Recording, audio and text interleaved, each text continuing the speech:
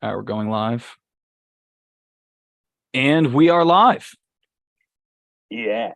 Sorry for the technical difficulties. As always, welcome to Phire Football Radio here on September 4th, 2023. I know it's been a while since we last spoke, but we've had a lot of content come out. I'm your host, Matt McGrath, always, as alongside Luigi Capola, Zach Schmulla, and Eric Harkins. This is the first episode of the Phire Football Radio Show for the 2023 season. We will be live on YouTube Live every Wednesday night. Starting after this week, unfortunately today we had to do Monday because the rest of this week doesn't work for us. But following, we will be at 7 p.m. on YouTube Live to bring the latest news, rumors, and more about America's game and the league we all know and love, the NFL. We are currently 3 days out from the NFL season, starting on Thursday for 2023 with the Lions and the Chiefs. Exciting times for everyone, and we're so excited to be back with all of you. And let's bring in our trusty guests, as always, for the first time of the 2023 NFL season, Zach, Luigi, and Eric Harkins. What's going on, baby? Oh, so good to be back. So good to be back, looking at your beautiful faces, ready to talk some football. The season's just around the corner. The weather's feeling like it's getting there. Everything is culminating into this perfect feeling that we call the football season. I'm so excited. I'd like to agree with everything that guy said. That was well put. Yeah. That's all you have. You're just in agreement. That's it. Everybody on some the back. originality, Mr. Zach. Most of what I do is agree with that guy over there. He knows a lot of things. I'm Zach. Nice to meet you. Zachary Hunter this year. We're inputting our middle name. I don't know why it says that. Hey, it's all right. It's misleading. My middle name I'd love to know your government. Eric Harkins, how are we? Pretty good. Happy to be back with the boys. Haven't seen you guys in a little while, so always good to be back in the show. A little bit here and there for me, I think, this season, but it'll be good. Yes, absolutely. And it's always good to be back and talking about football. As I said, we're 3 days out from the Lions and the Chiefs. In the chat, it looks like we have Scott Merrifield. Scott from D11, that is his true name. He is in the chat. Ryan Loisel is also in the chat, massive Steelers fan. And Cliff Esmiel is in the chat as well. Cliffy. Cliff says, Zach, smile, my boy. Football is back. Yeah. I'll smile just for you, Mr. Booge. Whatever you want. Cliff said he's ready to run through a brick wall for Luigi. Oh. And Luigi is getting him pumped for the football season. Ryan Loisel is also in the chat, massive Steelers. Luigi, I think you have the live stream. The audio on. It may or may not have been playing. I just got it open and it's now on mute. So Excellent. Good job. All right. Well, there's a lot that's happened over this past offseason, and we've covered about 27 of our top 32 teams for the preseason PFR power rankings. We hope everyone's enjoyed those. It looks like people have. And Scott from D11 will be joining us at around 8:30 per usual to talk, I'm sure, about a plethora of things. But until then, we'll get into a little bit of some of the topics of talk that we have. Game one, as I said, is Thursday. Lions at the Chiefs. The Chiefs having their ring ceremony, and the Chiefs being the reigning Super Bowl champions obviously has a lot of hype around it. But this Lions team has had a ton of hype this entire offseason, and it's kind of lumped into my buy or sell hype.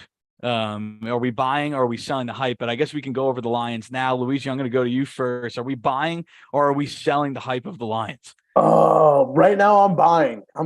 I mean, they're young. They showed very great promise last season. They bring back their team. I mean, minus their leading rushers, they kind of revamped their running back room. But outside of that running back room, everything's looking solid.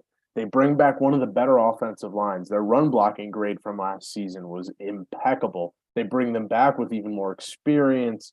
The run game should be phenomenal. I mean, now you have David Montgomery and their newly drafted Jahmyr Gibbs. Just that running back tandem should be fantastic. I mean, we've seen Gibbs in some of these videos that have been put out with him just absolutely toasting some linebackers in the pass game. And then Montgomery, we know what he could do. We saw him last year. He had a great season in Chicago. But Amon-Ra comes back. Penei Sewell comes back. I mean, I just did the recap for them of the past offseason. Dan Campbell brings back his whole energy. I mean, I'm buying right now. I mean, I think the big limitation is Goff as of this moment. And they still do have some issues on their defensive side of the ball. They don't have some big name stars. But for the state of the NFC North, I'm buying the Detroit Lions. Zach, you got anything to add there? They did get CJ Gardner-Johnson. He's not a big name star, but that does help a lot in the secondary. And I'm looking at their schedule, trying to figure out, how workable it is. It's actually pretty workable. They play the AFC West, which means they do have to face the Chiefs. We all know they're playing week 1 in the Chargers, but they get to play the Broncos and the Raiders, which is not a bad gig. They play the NFC South, who arguably should be traded to the CFL. They get to play the Ravens. FCS football there, baby. Yeah. It's really not that terrible of a schedule. And then they get to play the Bears twice, the Packers twice, and the Vikings twice. Very gettable games. So we really could be looking at a team that wins the NFC North for the first time in I don't even know how many years, probably a decade, and secures a top 4 playoff spot in the NFC. Yeah, I agree. I mean, I think that this Lions team, Dan Campbell, as we said, has done an incredible job building this Lions team. And Luigi, I know you mentioned that Jared Goff is probably surprisingly one of their, I guess, weak points going into the future. But honestly, they're thinking about going into the future with him because of what he did last year. I know we came into last year saying, this team seems to be building, but at the quarterback position, like Jared Goff, he was good on a really good Rams offense, but has not really been that good since. And he, did the whole thing that Geno Smith did. I know this is a touchy subject for Zach because Zach doesn't like Geno Smith, but never never Seahawks. We're being friends this year with the Seahawks. Yeah, we made a truce. You didn't see. I went to his house for steaks, and we made a truce. No more never Seattle. I have a thing I would like to say. Okay. I did a little bit of research about the Lions and the last time they won the division. Anybody want to take a stab? I'm going to say it's more than 10 years. 98, right? Something like that. I was going to say before that, longer ago. It has been exactly 30 years. 1993. So long ago, in fact, that the division was called the NFC Central. It was not even the NFC North. That's the last time they won. I don't even know who's on this team. You could have grown up, gone to college, started raising a family, and the Detroit Lions will not have won the division. And that's the life of the Detroit Lions fan. Exactly. Their whole life they just been waiting. Their kids are going to college now. Disaster. Barry Sanders was indeed on that team, in case you're wondering. Oh my God. Incredible. Absolutely. And they didn't even dominate the NFC Central that year. They went 10-6. Yeah. And won the NFC Central. Oh, geez. So on the 30-year anniversary, it's a marriage anniversary for them. I think they're going to pull it off. I think so too. I mean, if we want to talk about the rest of the NFC North, there's only 2 teams that are really on the up right now from what they've seen last season. It's the Bears and the Lions. And I mean, from the standpoint in which the Lions and the Bears are starting, the Lions have the edge. The Bears are coming from behind, and the Bears look great. I mean, they built very well this offseason, and building around Fields is definitely going to be very beneficial to the Bears. But from what the Lions came from last season on the brink of the playoffs, beating Green Bay in that last Week 18 game, it was definitely a very, very good building point for the Lions, and they look forward to the season. I mean, there are some teams in the NFC, specifically East. Matt, not to toot your horn, but the East has some firepower. We're gonna get there. We're gonna get there. The East has some firepower to make the playoffs. The NFC West has a bit of it too, but the North is very, very gettable. I mean, Minnesota is kind of on the downturn a little bit, losing some key players with Eric Kendricks gone and Dalvin Cook gone. Like I said, Chicago's on the upturn. And then, I mean, you have Green Bay. And Green Bay, they look great on paper. They still have Kenny Clark. They still have Jair Alexander. Their defense still looks pretty solid. But having the downgrade from Rodgers to now Jordan Love, we'll see how it turns out. But the Lions, it's theirs for the taking. I think that's my message here. It's theirs for the taking.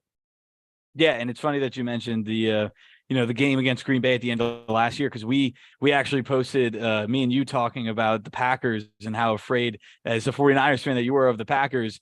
And then, I mean, we had a lot of views on that for whatever reason, because probably mostly Lions fans were happy that we were wrong. Yeah. I mean, that fear of Rodgers in the playoffs, it just makes you makes you shake a little bit. Yeah, now for them that he's out of the division, like as you said, it's wide open. The Vikings went what 13? Did they go 13-4 last year? Or 12 I and believe so. yeah, 13-4 and 10, 11 or 10 of those wins, they went 10-1 in one score games, which does not happen back-to-back years. So, if anyone's going to take a decline, it's going to be the Vikings, not by much. I think they still have a really good team. Obviously, any team that has Justin Jefferson on it is going to be good. But this is the Lions division that's definitely gettable for them, especially since they're rounding out well. Still young, but I mean, the rest of the teams are becoming more young now that Rodgers is gone and Jordan Love's now starting. So I'm excited, man. I'm excited to see what Dan Campbell can do. Oh, it's going to be fantastic. Ben Johnson's going to pull some stuff out of his bag. It's going to be a good game. But I think we need to talk about the other team on the other side of the ball. About to say we haven't spoken about them. We haven't spoke about the reigning, defending very much champions of the world. No. A lot's going on with them. Obviously, Mahomes is back. Kelsey's back. But there's a big man on the defensive line that is not back quite yet, and they're prepared to go into the season without him, and that's Chris Jones. What do we think? I have many thoughts. I'll let Zach or Hart take it. I have many thoughts. I'll let Zach or Hart take it. I could roll afterwards. I mean, I think it's a big difference in their defense if he's not there to start the season. Like, I don't think that's going to is that going to happen? Every day it looks like it's going to. We are 72 hours away from game time. Oh, yeah. So we are. Is that real? Oh, yeah. Boy. Right. Literally right now, 72 hours on the dot. Wow. Let's go. Let's go. Go, baby. Very exciting. Hart, did you have anything more on that? No, I don't know. I think he was a big part of their Super Bowl winning defense and was poised to have probably even better season. And if he's just going to sit out, it kind of sucks for them, especially if it's going to last a while. Yeah, I think this is quite unfair to Chris Jones for what he has done. He has been heavily underrated on that defense. He is one step behind Aaron Donald. Yeah, he's one step. He's one step behind Aaron Donald, and no one understands that because Patrick Mahomes, Travis Kelce, and Tyreek Hill were on the other side of the ball for however long. I've seen some clips, and a big podcast I've been listening to a lot is Green Light Pod with the Jones brothers, right? No, the Long brothers. Sorry, Chris and Kyle Long. I apologize. And there was a clip the other day. Chris Long was like, "I don't think there is a defensive player more integral to his team than Chris Jones," and I 100% agree. I 100% agree. Like, yes, maybe Aaron Donald 100% could be in that conversation, but that defense is nowhere near where it used to be. Chris Jones is the heart and soul of this defense, and if he is not playing on Thursday night, it's going to be incredibly noticeable. Incredibly. And I don't want to see what happens to this team if they have to go a full half season or further without this man. The way Andy Reid has talked about it seems like they're prepared to, which I think is insane. Yeah, it's insane. What do you think, Zach? I mean, you said he's right up there with Aaron Donald, and you'd be hard pressed to say he's the same as Aaron Donald, but he's one of those guys where it doesn't matter who else is on the defensive line. Like, there's not many of those, especially in the interior. Doing it from the interior is insane, and he does it year after year. Wasn't last year his most productive year of his career? Yeah. It's insane, and he's old, like it's nuts. You're like 6 or 7. Incredible. And he was finally good in the playoffs. Like, he didn't have any sacks before last year, and then he went off. Mm-hmm. Yeah, let's see what he had last year. He had 15 and a half sacks last year. He had 15 and a half regular season sacks. From the defensive tackle and position. then I believe 2.5 sacks in the playoffs too, or something like that. He truly has been that defense. And I mean, they did not bring anyone in this offseason that is absolutely just shot your interest, piqued your interest. Like, there has been no big names. There's been no big interest in coming into this Chiefs defense. Yes, Steve Spagnuolo is a fantastic coordinator, and his schemes are definitely of the best in the league. But without a guy anchoring your defense like Chris Jones, there's no telling where you can go at that point. There really isn't. There's no knowledge of that. Yeah, I mean, if you're a Chiefs fan, you definitely don't want this. Like, obviously, I think you'd feel comfortable without him against the Lions, but once you start getting into the true AFC, but even so, like, I Do mean, this is not, you? Yeah, it's do not, you though? well, it's not a give. I'm not saying it's a given win, but like I see compared to Zach shaking his head. I don't know if you do. the other teams they are going to play this season, is what I was saying, is they're going to want him more for those games. But yes, I mean, every game matters. It's a 17 game season. Like, this is not the MLB where you could come and play in July and start pitching and, like, carry your team to a World Series. Like, Hey, An just important at week. Chris Sale next time. Just at him next time. well, he doesn't pitch anyways anymore. I'm a Yankee Yeah. fan though, so I can't talk. I'm going to stop talking about baseball now. Yeah, we're going to see. But Luigi, I guess we can transition into another big defensive name that Oh, isn't no. signed yet. I know Oh, you don't want to no. talk about it, but we're going to have no. to. Mr. Nick Bosa from Oh, the no. 49ers. What is going on? Oh no. It's bad.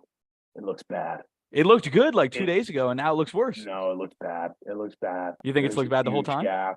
No, not the whole time. I mean, truthfully, for the last like month and a half, I was like, oh yeah, it's fine. He'll get signed the last week of preseason, whatever.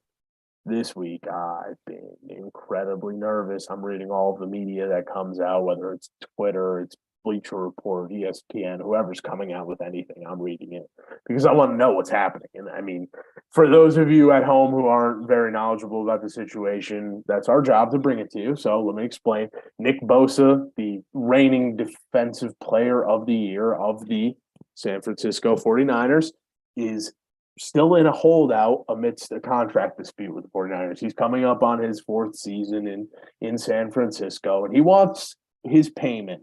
He is the defensive player of the year from the past season and deserves his money. He's asking to be paid higher than Aaron Donald, which would be a salary above $30 million a year. Holy cow, that's an incredible amount of money. But I'm trying to wrap my brain around it. There's apparently a $3 to $4 million gap per year between the 49ers and Nick Bosa, and they can't seem to find a common ground. And it's making me stressed, man, because I in a sneak peek from what you'll see in the preview in a couple of days, the 49ers are 3 for 3 when Bosa's on the field making the NFC Championship. 3 for 3. He's been in the league for 4 years. 3 for 3. The 1 year he was out, they went, 6-11.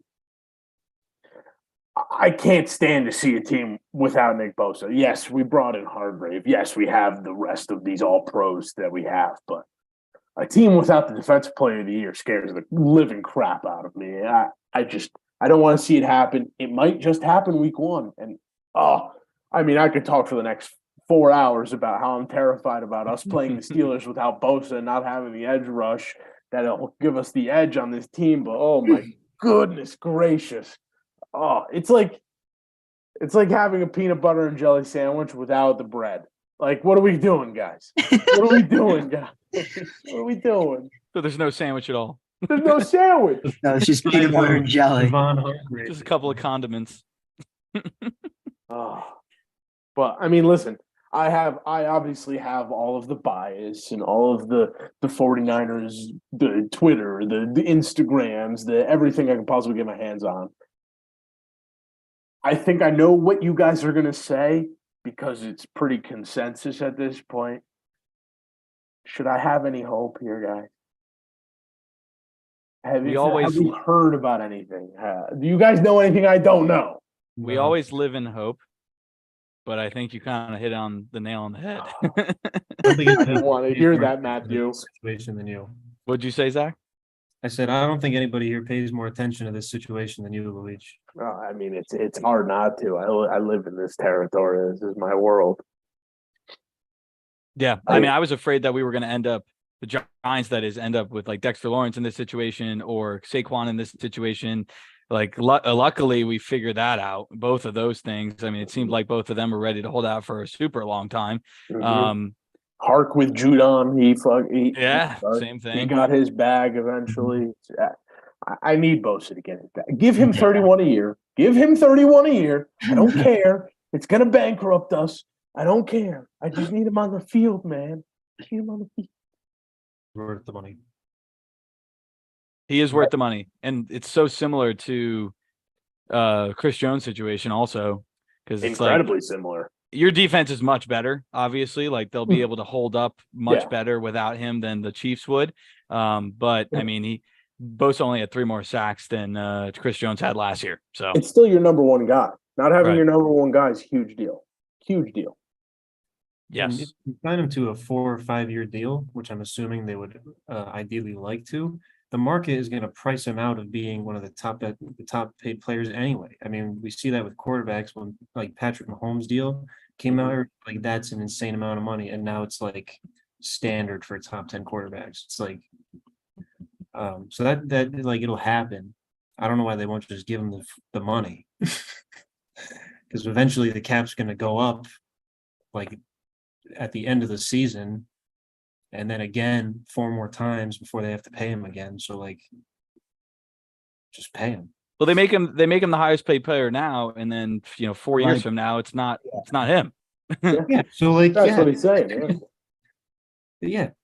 And then they get all this surplus money. I don't know how much it goes up every year, but it's a lot of money. So much. NFL money is unreal. Yeah, the Giants just moved like Daniel Jones' salary cap into a signing bonus from like to clear up like $6 million in cap Yeah. space. Where is this money coming from? It's fake. It floats. It floats, man. So yeah, Luigi, I do feel bad because that's a tough situation to be in. Hopefully, it won't last very long. I mean, he will definitely play at some point. It's just the fear of not knowing is the biggest thing. Listen, next year, Micah Parsons is going to have more money than him. It's good. It's inevitable. Micah Parsons is about to get the mega contract. So whatever you give him now, just give him a little more than Donald. And after next year, the whole market, like Zach and Eric both said, will be completely reset, and it won't even matter. Just give him the money. He won the Defensive Player of the Year, and he wants the most money by a defensive player. He is the best defensive player. And he's 25. It's not like at least Chris Jones, the Chiefs are like, you're old, bro. Like Nick Bosa's 25. Oh, and it's so noticeable when he's not on the field. It's so noticeable. Do they have is there some type of issue with injuries and stuff, or is it just they just don't want to pay him that much? The money. Yeah. They simply don't want to give him that much money. And I understand it coming from Yeah. John Lynch and Shanahan. Like you have, I mean, if we want to run down it, we do have the majority of our superstars left with 2 to 3 years on their contracts. Yeah. This also assumes that we could get 3 years from now and still not be paying a quarterback. Because right now we're not Yeah. I paying was Darnold. about to say that. We're paying Darnold less than $5 million a year. Purdy's getting less than $1 million a year, which is insane. It's insane. It's incredible. And we just dropped Lance, who, yes, we're going to have to pay his salary this year because of the situation of trading him late in the season. But after this year, we don't pay him this. I think it's 16 or 17 million that he's commanding. We have the money, and I do understand that, yes, maybe 2 years from now we want to pay Purdy a big salary if he continues to play the way he does, but I would much rather have Nick Bosa and then try to figure it out from there. Trent Williams would be gone in a couple of years. He's getting old. He's going to retire. There's going to be movement. I think it's smart to just pay this guy. He's a cornerstone. Yeah. They gotta pay him. Just makes sense across the board. The 49ers do not need more drama than what they have already had this offseason. Please. Yeah, it's just like a year without issues. Can we please? You didn't hear that they were signing Antonio Brown? Oh, I forgot about that. I did see that. Oh yeah. Okay, cool. I thought you might have seen. Yeah, they're signing him, and then they're bringing back Terrell Owens. Yeah. No Joe Cinco to round it No out. Joe Cinco. Oh God. Get the I heard boys. Steve Hey, Young might play Nick next week. Bosa. Pay him. Bottom line, pay Nick Bosa. Hey, All right, more buy or sell. This is obviously, actually, I want to go to the chat first because there was a buy or sell. Luigi's not going to agree with this, but Ryan Loisel has a hot take of the Seahawks will win the division in the NFC West. I think there's a chance, but I'm not going to buy it. I'm Why? not buying a penny of it. You guys talk about it. Zach, you're friends with them now, so what do you say? That's my point. No, we squashed the beef. Well, first of all, I'm sure there's a delay, but I would love for Ryan to put in the chat also why he thinks this, because that is a hot take. I don't think that's gonna happen, Ryan. I'm sorry. I don't agree. I haven't need a minute to consider this. I haven't even thought of that as a possibility yet. Someone else go. I have to think on this. I guess I don't want to give away my prediction for the Super Bowl too much, but I'm definitely not picking the Seahawks for this one.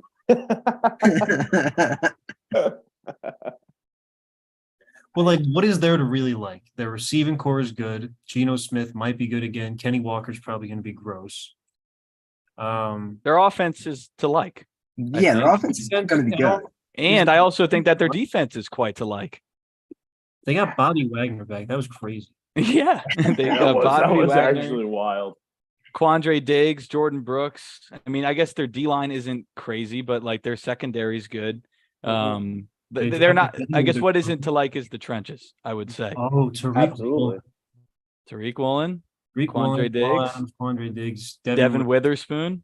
What is he? The third or fourth pick? This guy. He Fifth, was Maybe fifth. Yeah. fifth pick. I don't know.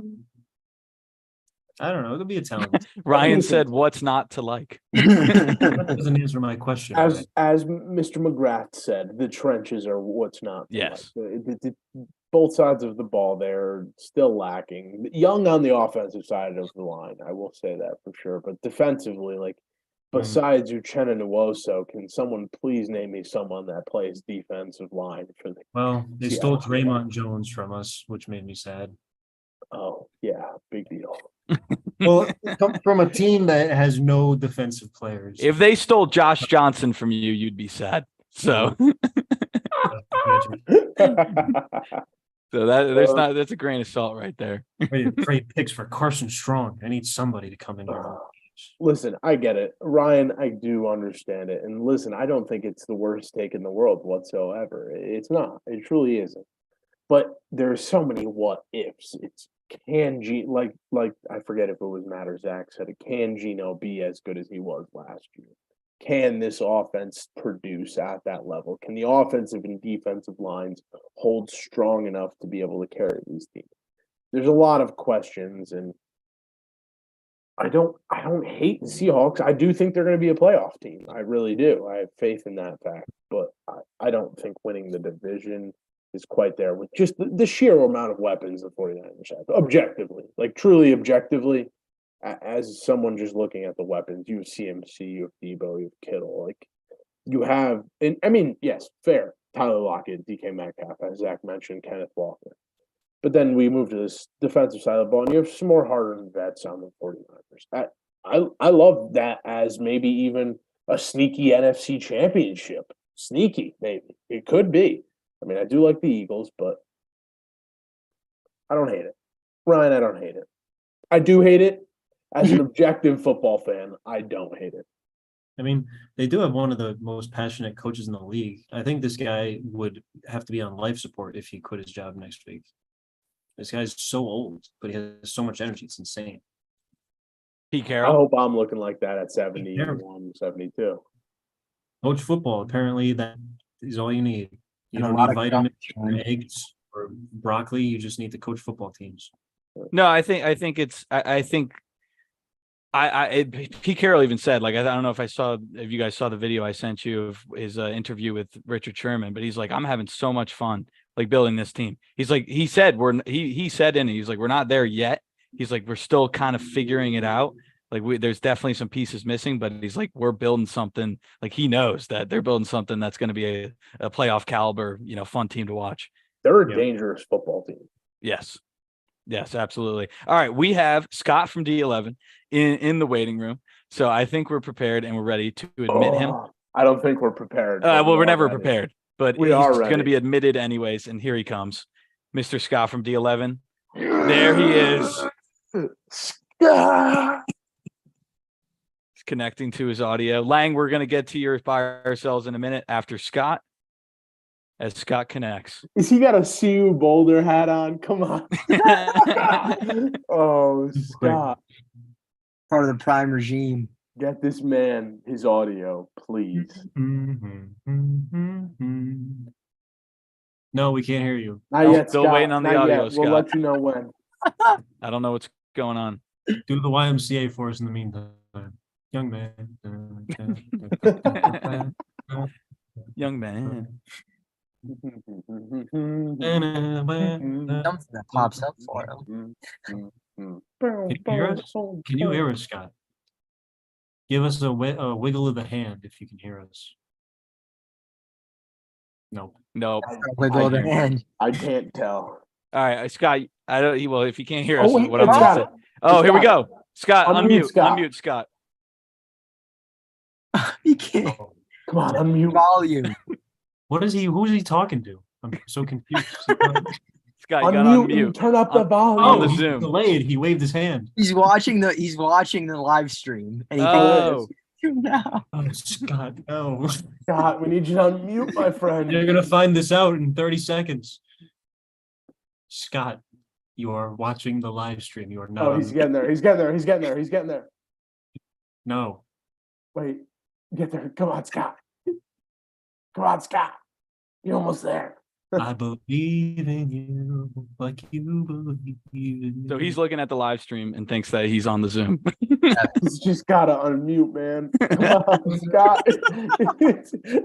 You're so close. Phone, and I will. You keep saying hello. I feel bad. Scott, you got to get to the you got to get to the mute button. Oh, get there. Oh, I can soon. ask him to unmute. He's getting so close. We're getting so close time wise. He'll be there. No, nothing. Can't hear you, Scott. He can't. I don't know how he hasn't got there on the live stream quite yet.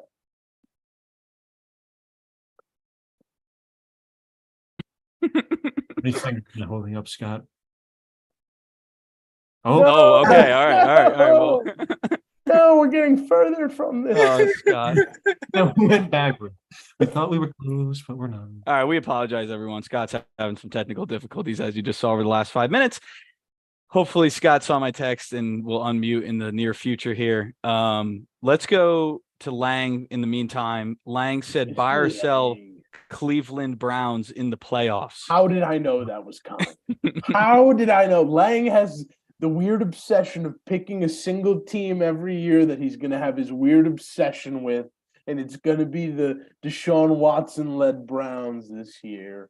Lang, frankly, there are 3 teams in that division that are better than the Browns. And I can confidently say that. Roster-wise, there's only 2. But I like Mike Tomlin more than I like boring-ass Kevin Stefanski. He's boring. His play calling is boring. His coaching philosophy is boring. And the way he's going to use his weapons will be boring this year. I just don't see much. I mean, Nick Chubb, Mari Cooper, great, viable fantasy options. But outside of that, the Ravens are better. The Bengals are better. And the Steelers are younger and better. You don't. Go ahead, Zach. I also don't know how, like, what is the threshold of years that you cannot play in the NFL and then come back and actually be good? Like, are we really expecting Deshaun Watson to just show up and be magical like he used to be? I feel like that's an unreasonable expectation. I think he had some flashes last year that proved that he still had some of it. But, I mean, 2 years removed from playing quarterback, and just specifically the way that he played quarterback and the mobile aspect and moving around and I mean, he was just insane and how good he was on the Texans in that final season. I think he's going to get back to it a little bit. I mean, it's really the Browns are tough because Lang could be right. They could come out and just absolutely be great because he's going to elevate them back to what Deshaun Watson was when he was an MVP type player. But I don't know. I think you bring a good point. And I said in my preseason prediction video that the Browns are just cursed, man. Like, you go through this entire roster and you're like, holy hell, they have so many playmakers on offense and defense. And they were bad last season. Like, they went, I forget what their record was, but it was not a winning record. and they haven't had a winning record since 2020 with Kevin Stefanski. And I think Luigi brought up a great point because Kevin Stefanski is clearly holding back this team in some way. And this is going to be his final season if they don't make the playoffs. I could stamp that in the ground right now. Mm-hmm. So we'll see. It's just hard, man. It's hard. He hasn't been flashy enough to do what he needs to do with Burrow and the teams that he's been playing against, Lamar Jackson. He needs to be flashy if he wants to beat the Bengals and the Ravens. He does, and he hasn't been. So I wanted to look it up because of Zach's question. I guess I thought Michael Vick would be a good comparison. And Michael Vick had his 2 best passing seasons directly after coming out of jail. Not rushing. The rushing took a obviously big drop off, but his 2 best passing years were after coming out of jail. So for 3 years off. So it's possible he could focus on passing more now. I mean, he's not going to need to run because they just hand off the ball to Nick Chubb. So, I mean, he'll still be somewhat mobile, but what he was doing before, I mean, he's older now. It's just not going to be that feasible. So that's a good point, Hark. All right. Scott is in the waiting room again. We're going to try this one more time. Come on, baby. He's connecting. You can pull it off. I believe in you. Yes. Scott, you got to unmute. Yes. Yes, Scott. Can you hear us? Oh, No. Oh, no. Scott, is there like headphones plugged in or something somewhere? Can you hear us? Wave if you hear us. At least maybe we'll know we got that far. Oh, this is a tragedy. No, we cannot hear you, Scott. Oh, shoot. Barnacles. Well, he's unmuted, which is interesting. Yeah, I don't know. Oh Are my- you like plugged into a separate device or something?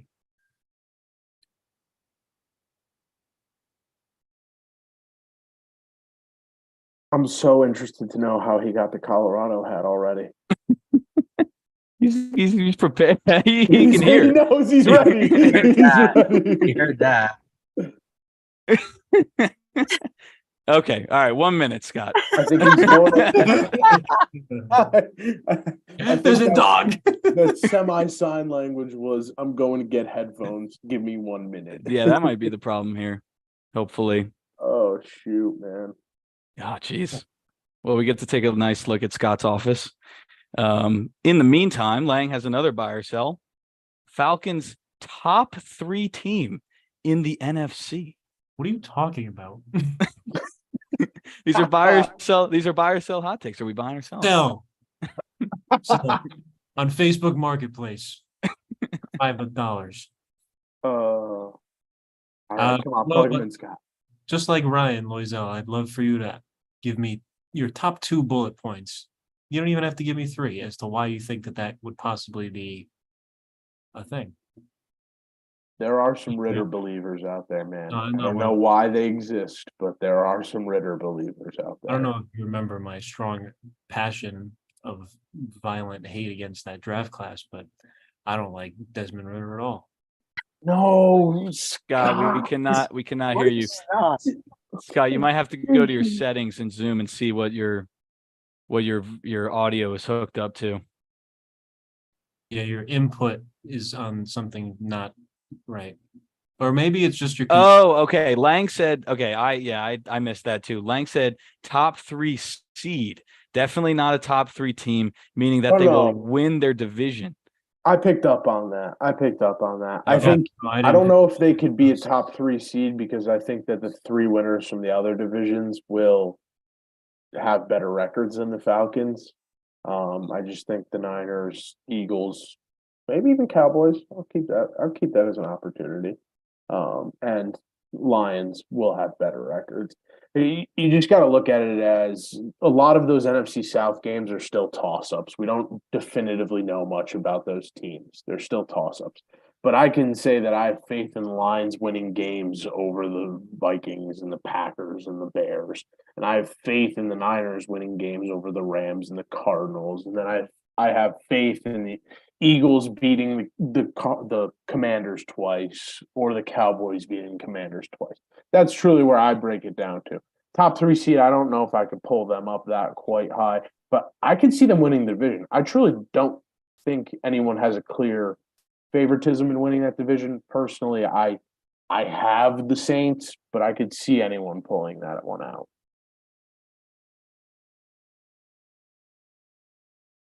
We cannot hear you, Scott. We want to hear you. We more want than to hear can you more than imagine. ever. I'm not sure what's going on with the audio here. That was a sigh from Scott, unfortunately. This is the most unfortunate fortune that we've ever experienced. Well, I'll pretend that I'm in the chat because I added a buy or sell to the list that wasn't there already. Let's hear it. Anthony Richardson. Ooh, very Purchase. good one, Zach. We're put for What do I sale. got now? Oh, Yes, there he is. You know what? I feel the Rangers scored.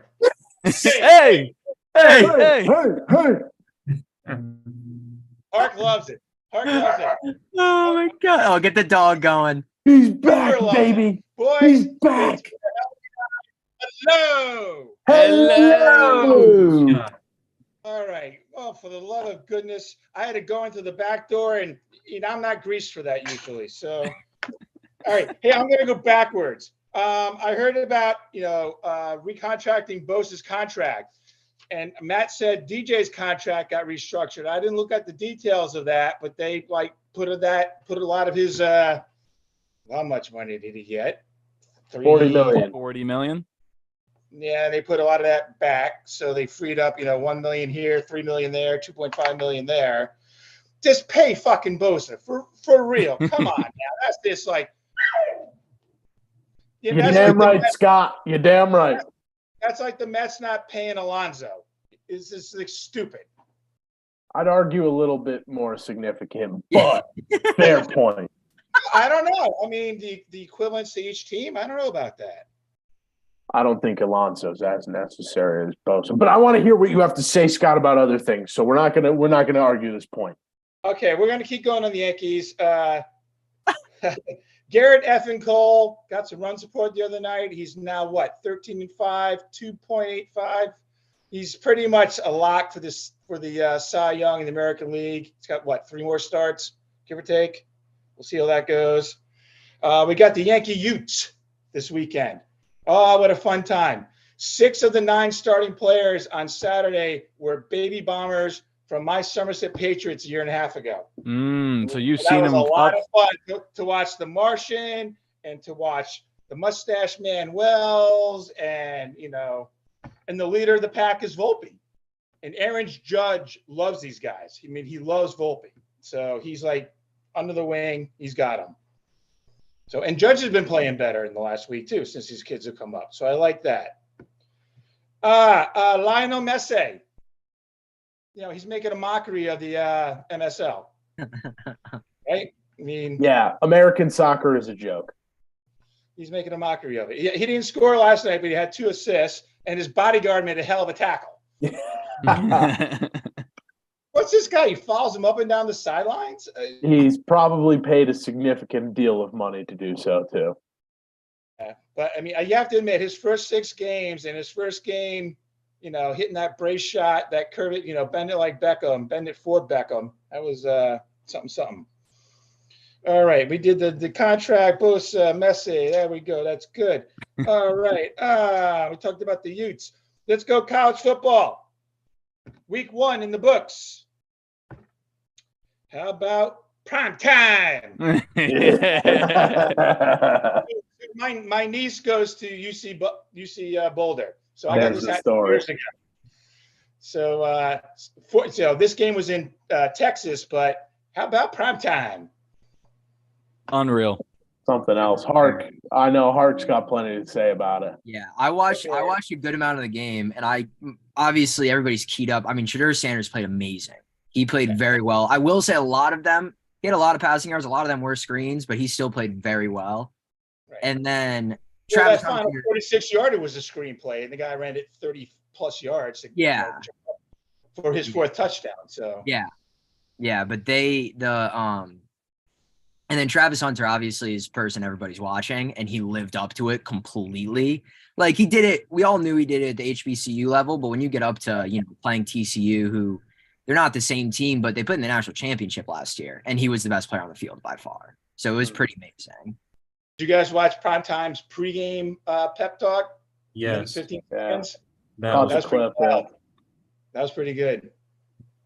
Yeah, Hark, and Scott too. How did their defense look? I didn't watch any of the game. I watched only highlights. I didn't see game real time. Yeah. Well, they gave up 42 points. Yeah. So, the Big 12 or whatever the damn league is now, it's it's a league of points, and we'll get into realignment too. I want to talk about that too. So, but yeah, I wouldn't say their defense looked great. Travis Hunter was really the main bright spot on it. Gotcha.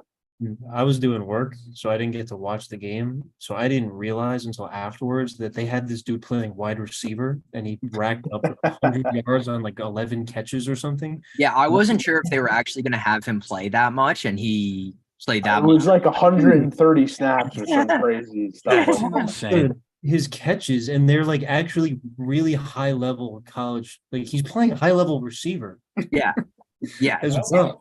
he's in the big game now. And so, how old is Primetime's son, his quarterback? Is he 19? Is he 20? I think he's 21 or 22 because this is his fourth year in college. He's 21. He played 2 or 3 years at Jackson State. I think he did 1 prior to Dion coming and then 2 with Dion. So does he have a redshirt year? So will we get another year at Colorado, or we don't know? If he plays like this, he's not going to need another year at Colorado. Yeah, I can. We got 1 year. We got 1 game. Well, I mean, his production last year at Jackson State too. On top of it, right? Yeah. I mean, I think Primetime was a great coach the last 2 years, and everyone gave him crap, and he said, "I brought the receipts," and he's now receipt 1, receipt 2. He's don't give me shit. I wonder if they sneak it into I wonder if they sneak in at 25 next week. They should. He's listed as a junior, by the way, so he's got 1 more year. That makes sense. Or Travis. This is also the last year of COVID seasons, so we won't have to deal with that math anymore. So there's no. So what does that do to the transfer portal then? No more 6 years. No more 6 years. But the portal, they fixed that rule. In the portal, you don't have to sit out a year anymore if it's your first school. They fixed that rule at least. So once COVID is gone, it'll be better. All right. Okay. Rule changes. The no stoppage of clock at first downs. Big fan. Huge fan. College games are way too long. I'm the opposite. I want college games going as long as possible. Eric, we used to sit in the box at UConn games to watch them lose 49-0 and get a stoppage of play on a first down. You know how many first downs? I don't work college football anymore. Boys, I watched the end of the Army game. It was Army at Louisiana Monroe, and Army lost badly. And it was a 3-hour and 25-minute game, but it shouldn't have been a 3-hour and 25-minute game. Why is this a 3-hour? It's an Army game. How is that possible with Army playing football? Army should be 2 hours and 40 minutes. Boom, we're done. Out. Peace. Yeah. And it wasn't a high-scoring game, but it's 3 hours and 20 minutes. So what they were doing, Eric, what they were doing, they were actually doing. So that game was on. No, what game was that on? I think it might have been on CBS actually. And I don't know how the Rutgers Northwestern game was on CBS, but anywho, they were doing 30-second split screen commercials on the Rutgers Northwestern game Sunday at noon. I saw that. Yeah, I saw that a little bit in other games on Saturday. They were doing split second. Rutgers won. Doesn't mean anything because Northwestern is in disarray. Yeah. So they don't play anybody till I think Michigan State in week 4. So we'll have to see what goes with that.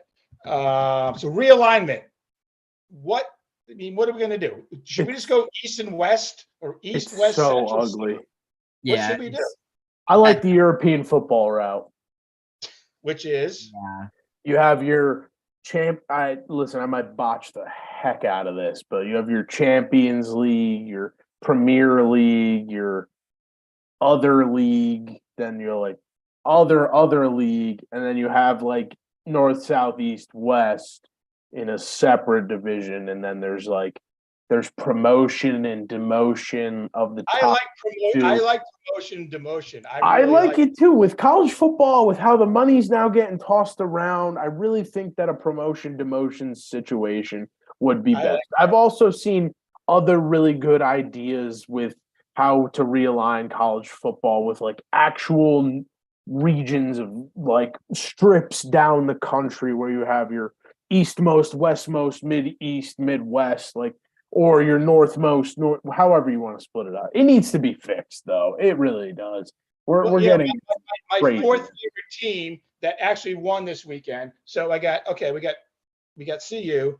Yeah, and guess what? Florida State beat the crap out of We love CU that. again on a Sunday night. We love that. Bruce Kelly, Jim Kelly, Bruce Kelly, Brian Kelly.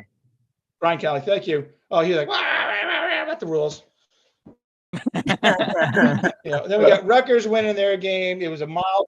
It was. I actually took a nap in the third quarter. I didn't miss anything. I missed one touchdown, but it didn't matter.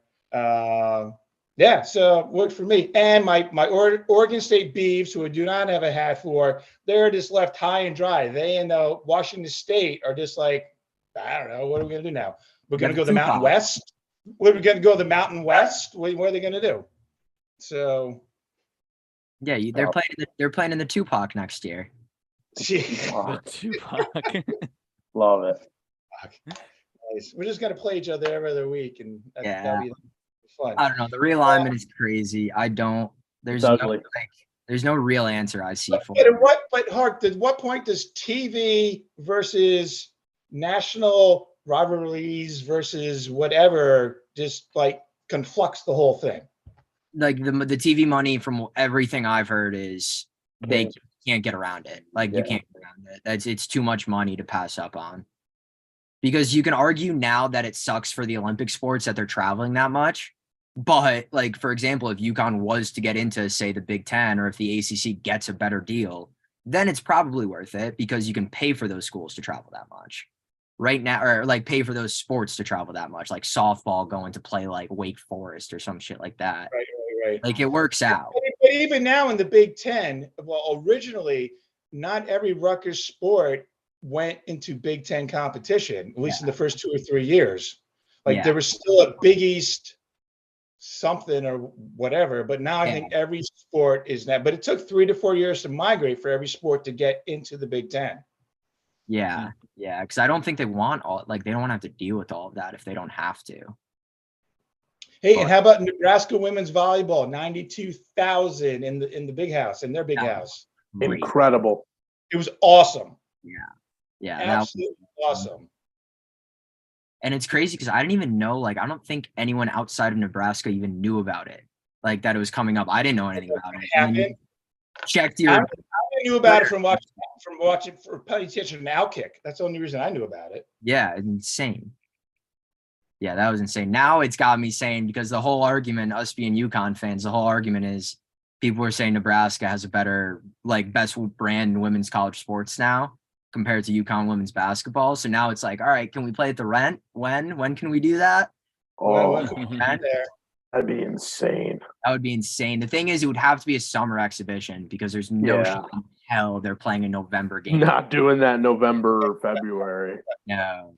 So it would have to be like a summer exhibition, but I still think they would sell it out for a summer exhibition. I'd go. Okay.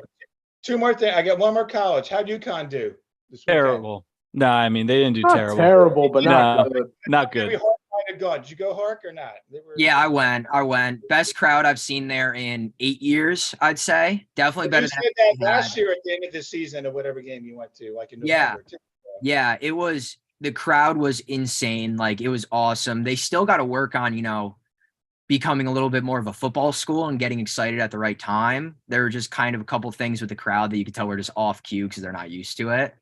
But it was fun. It was such a sick environment to be back there. The tailgating was crazy. I mean, I didn't get there. I got there kind of late, but I saw what it looked like, and it was crazy. I've never seen that many people at a UConn game before. So it was awesome.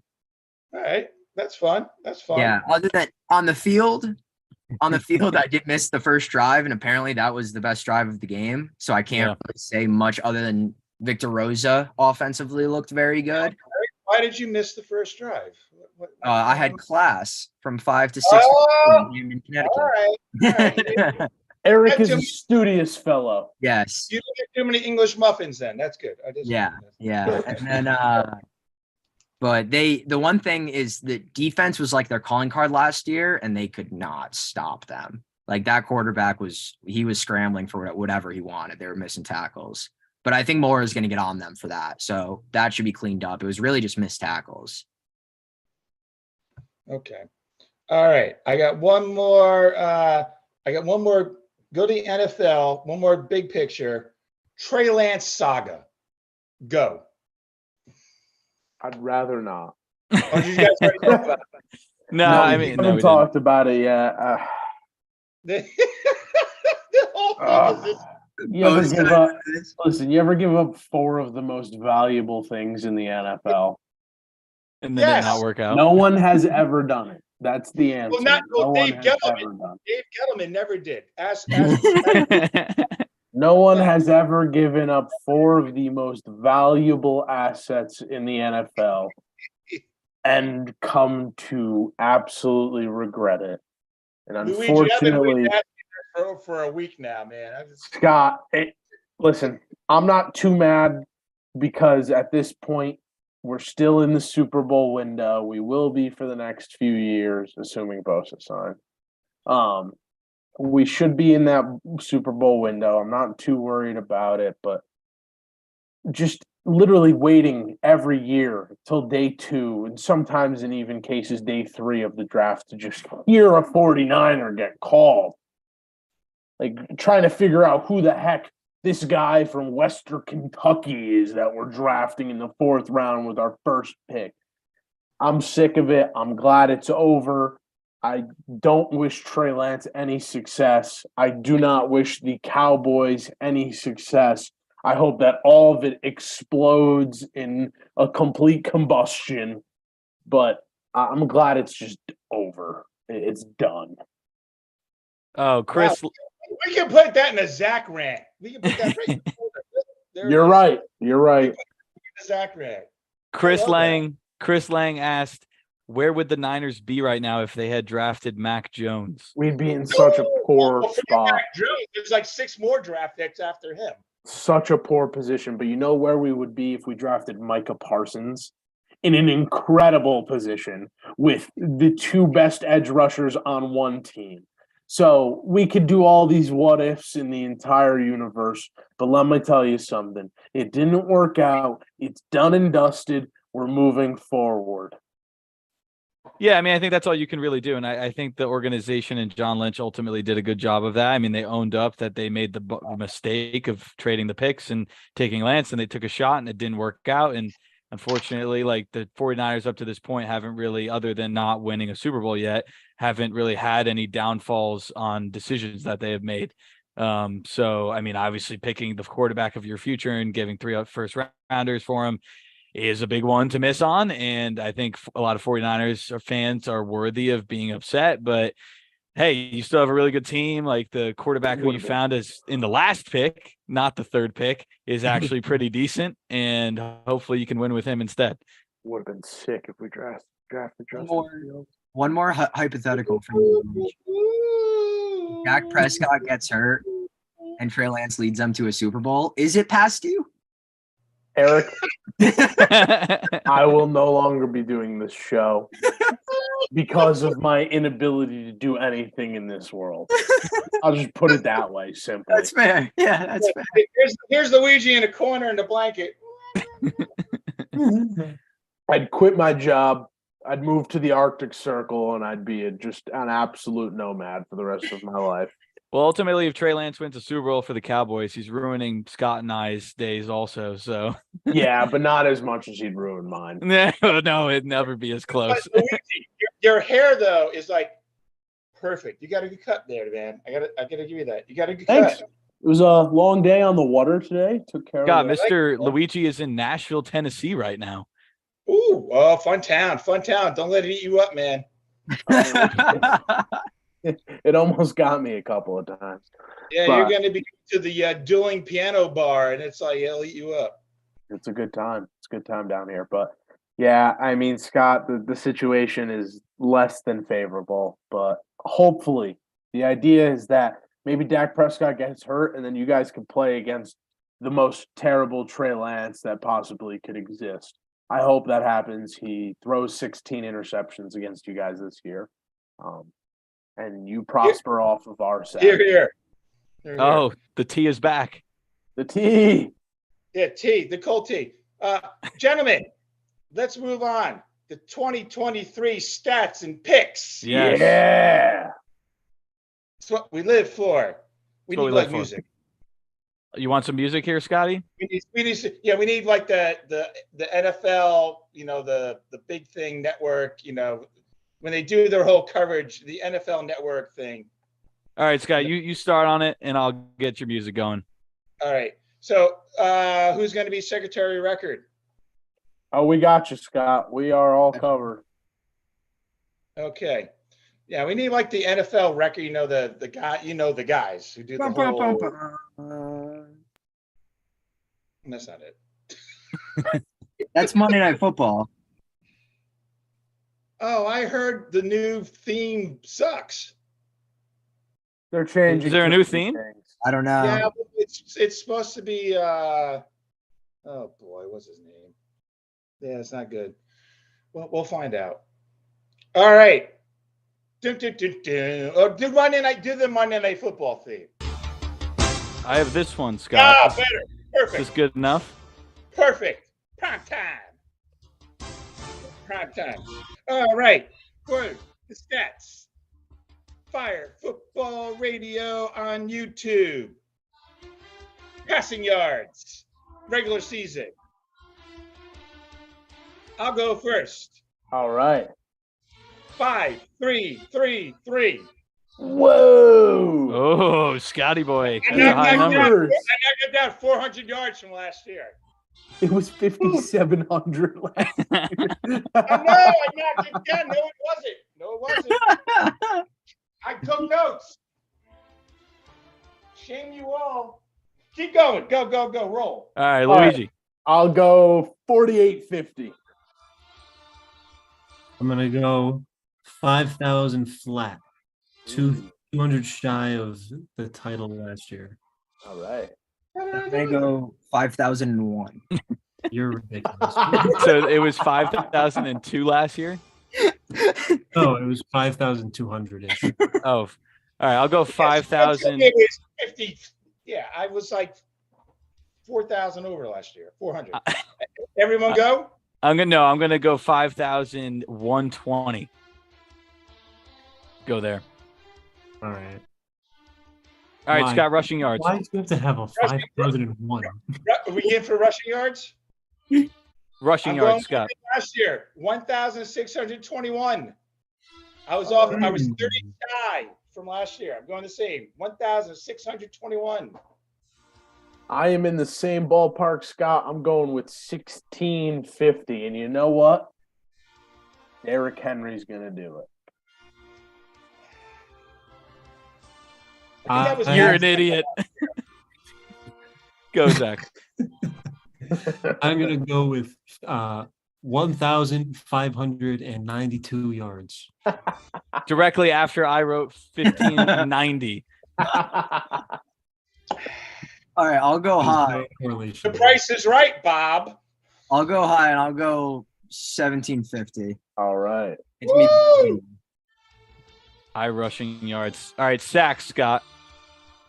17.0. All right. Here. Above my 13.5 from last year.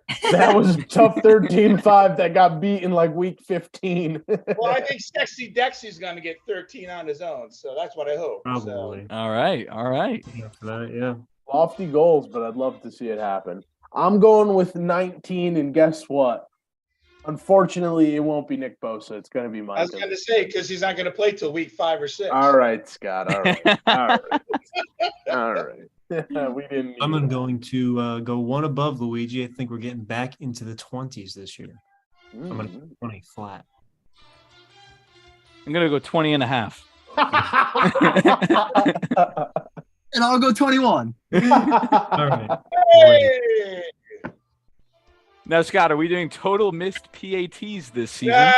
No, I wanted to skip. I said skip that one this year and do Okay. total overtime games regulation. Ooh, I like it. I like it. I like it. Last Do we year have there a- were 22. 22. In 2019 and 21 there were 21. I'm going to go with 23 for 23. Ooh, I like it. I like it. I thought there were a lot of overtime games. I didn't know that was like kind of a thing, but I thought like I'm going 23. Total overtime games regulation for the league, 23. You know what? Originally, I had 26 missed PATs, but I'm going to go with 26 overtime games this season. I'm sticking with the 26. No, you had 135 missed PATs. So You misled us there, Scott. You told us that there was like 150 of them, and we were convinced. I so talked you guys into that last year. I would like to do 60 and a half games. I'm kidding. What? That's what you had for the missed PATs. So that's a tie. You know, there could be a tie. You know, I would give Okay, him. no, If you that's want not to do a half, that's a tie. I'll give it a tie. Oh, wait, I'm making fun of my own note. I'm so stupid. I'll give you a tie. 24. 24. 25. I'm loving this. Eric's going 18. low. Eric's going Hark's 18. going low. Love it, Hark. Love it. One a week. What's next, Scott? We didn't do receiving yards. Oh, Ooh. I'll go first. 1776. All right. We're going back to day one, baby. Day one of the country. 1776. 1776. All right, Scott, I like it. I like it, but I got to be honest with you. If we have a healthy Tua Tagovailoa this year, I'm saying we're going to see the first season over 2,000 receiving yards with Tyreek Hill. I'm going 2,013 yards. Who's throwing it to him, though? The guy who can't reach that far. Oh, he can, prior to contrary beliefs. 2014 yards. Zach, I'm going to You're never gonna get 13 yards with him throwing the ball. You're not going to get those. I'll go just shy. What is the record? The record is It's like 1964. 1964, yeah. 1965, just enough to beat the record. You guys are nuts. Oh, so you're both having him beat the record. All right. Not gonna go- necessarily, but somebody. Eric, I love that. I don't want to be an ass again. Yeah, I'm Matthew? gonna go 1855. 1855. What a it's very All specific. right, I'm 1850 because Matt saw me write it. So there we go. Nice. So I'm the low man at 1776. Yeah. All right, we did passing, we did receiving, we did rushing, we did tackles, we didn't do tackles. That's the last one, I think, Scott. And then we get into the personal things. Sure. Tackles. I'm going to go first. And I think I used the same number last year. 183.5. Yeah. What am I Wait, doing? what? 183.5. 183.5 all tackles. Yeah, we're way off. Solo and halves.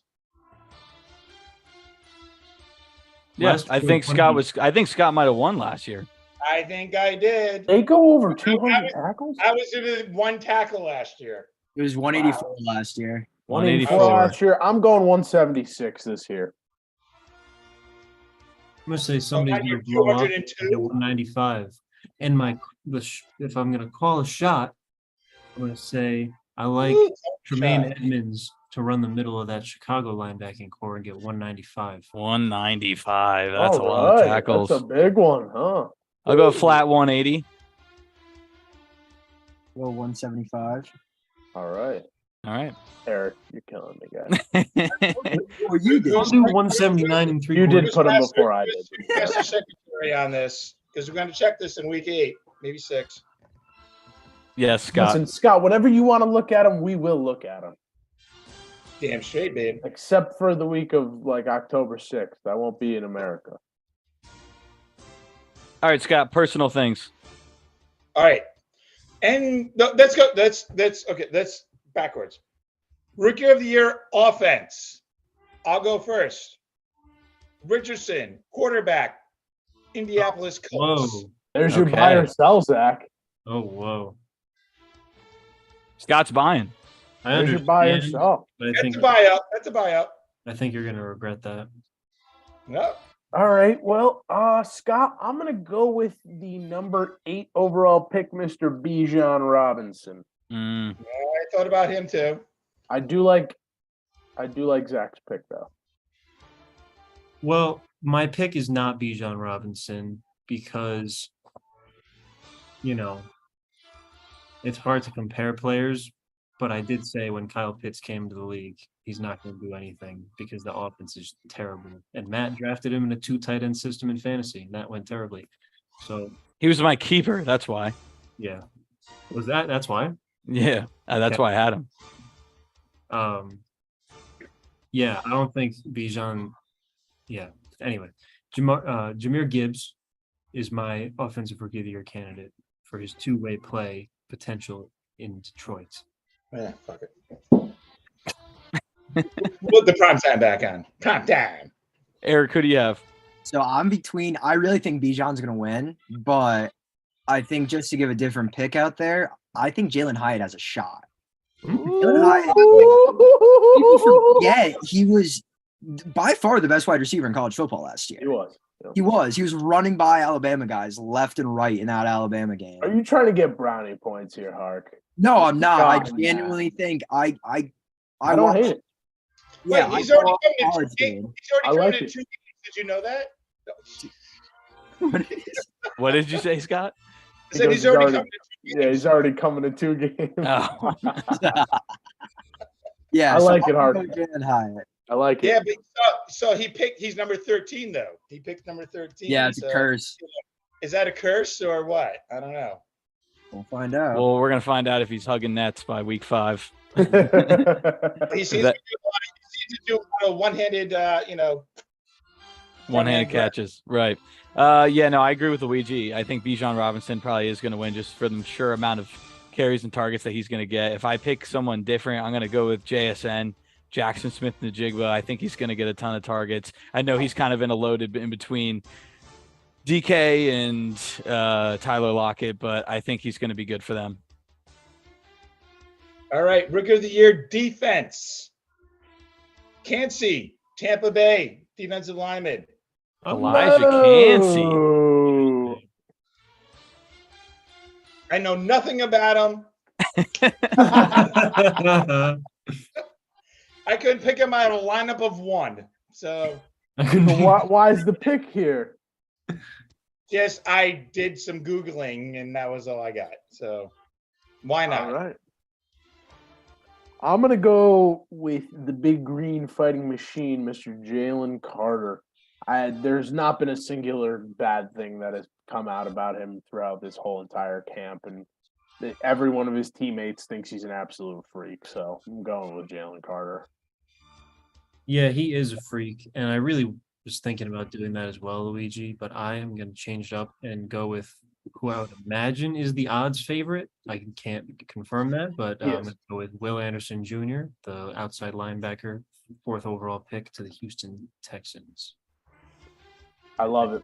Pairing him with D'Amico is going to be sick. 3rd overall pick. It is going to be sick. Harkins. Yeah, my pick is a little subjective, but I also think he does have a shot at it, is Christian Gonzalez. I think the Patriots defense is going to be very good this year again. And without McCourty, he's going to be leaned on. I know he's just a corner, but he's still going to be leaned on to be very good in that defense immediately.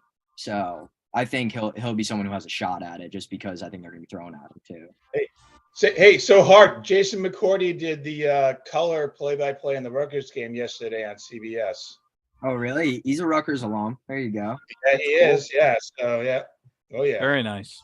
I'm going to go Will Anderson along with Zach. The footage I've seen so far has given me enough belief that, he's just a freak talented pass rusher, and he's going to get every opportunity to put up numbers on that defense, especially in a terrible division with a lot of bad offensive lines. So we'll see how he does. I'm going to go Will Anderson. Before we move on, since we were talking about Jalen Carter, I think we all just need to say a moment of silence for all the teams the Eagles play that they have to face Jalen Carter and Jordan Davis at the same exact time. It's almost as if they did that in college. Philadelphia Bulldogs. Imagine, isn't that insane? Like you're saying that now, like having them on the same NFL roster is insane. But they legitimately did that to college teams. It's wild.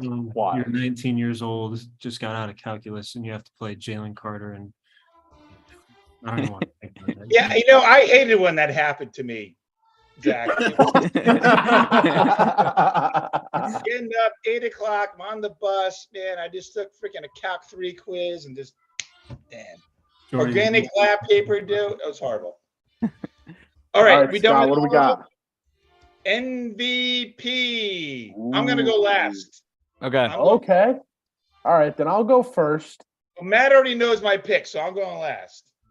I'll go first. I'm liking what I'm seeing from my fellow hosts, but I think it's his year. They lose out on some running backs. They don't have the production of Miles Sanders. Their defense looks a little bit more iffy than last year. He still has his huge weapons. If he plays 17 games like he did not last year, he might just win this. Jalen Hurts is my pick for MVP. I just love the dog mentality he brings. Sorry, listen, guys. I love the both of you. Hope your Giants do well, but I think they have the schedule for Hurts to pull this off. Okay, Zach. I'm gonna do a lukewarm take. Definitely not a hot take, but he's definitely not a favorite. How about Speak up, young man? Speak how up. about Justin Herbert? I'm going against my own Denver Broncos here. Going against keeping it in the AFC West. They added Quentin Johnston. The offensive line is very much improved over the last 5 years. You realized last year we had 3 Allens, a Herbert, and somebody else. No one took Mahomes. Just saying. Yeah, he's gonna win it again, but I'm still not picking him. Yeah, and I think Zach might have taken. No, I don't know if Zach was an Allen or Herbert again. Go ahead. I'm sorry. I think I took Trey Lance last year. I think Pretty sure you did. Freezing cold take. No, I think he can bust money last year. Ice bath. that's a morning ice bag. Eric, who you taking? I'm taking Mr. Aaron Rodgers. Oh, I just think, obviously now he is a division rival, but I think I'm buying into the Hard Knocks hype. I think he's going to turn those guys around, and they're going to be very good. The Hard Knocks hype always bites you. It always does. Eric's pitching for tickets on October 27th with that one. Giants. Jets on the 27th. Yes. Scott, Hark, if you're available, I can make it happen. All right, I'll let you know. Scott, the plan is to get down there for the game for all of us, Scott. That's the goal. All right, that's a 1 o'clock. The Giants' first 1 o'clock game is October 22nd against October, and then the next week is 1 o'clock against the Jets. So we got we have Sunday night against Dallas, and then we have 2 weeks later Monday night against Seattle. We don't play a 1 o'clock game at home until October 22nd.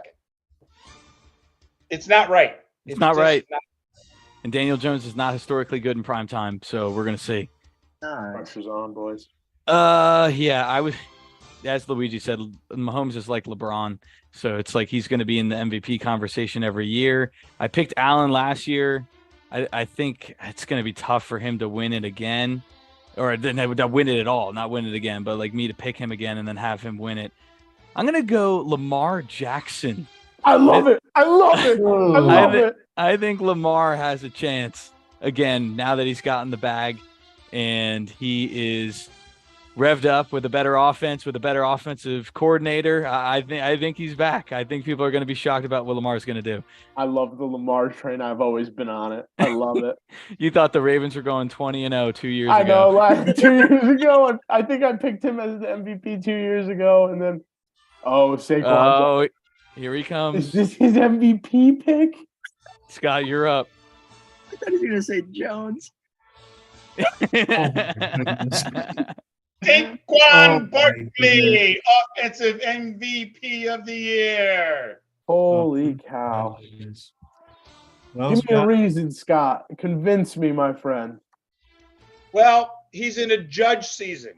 He's in that season. They don't believe in him. Although it's odd that they signed him to a contract instead of signing him to the what do we call it? The house Franchise tag. Thank you.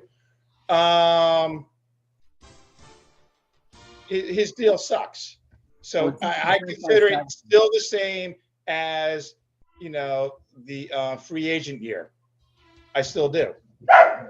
So, I mean, if he's healthy, and again, he only played how many downs? They played one series in the second game. That's why I didn't go last week.